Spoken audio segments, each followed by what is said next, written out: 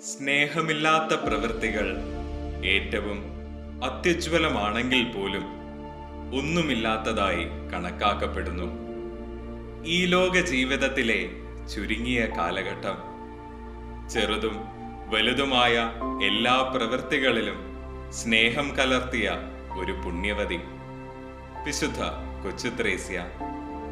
നമ്മുടെ അനുദിന ജീവിതത്തെ ഒന്ന് വിലയിരുത്താം. നമ്മുടെ പ്രവൃത്തികളിൽ, സംസാരങ്ങളിൽ, സാന്നിധ്യത്തിൽ നാം എത്രത്തോളം സ്നേഹം കലർത്തുന്നുണ്ട്? സ്നേഹത്താൽ നിറയുന്ന ഏതൊരു പ്രവൃത്തിയും കൃപയുള്ളതും ദൈവാനുഗ്രഹപ്രദവുമാകുന്നു. വിശുദ്ധയെ അനുകരിച്ചുകൊണ്ട് നമ്മുടെ ജീവിത വഴികളും സേവന മേഖലകളും സ്നേഹത്താൽ നിറയ്ക്കാം. നാം ഓർമ്മിക്കപ്പെടുന്നത് നമ്മുടെ സ്നേഹം നിറഞ്ഞ പ്രവൃത്തികളാലാകണം.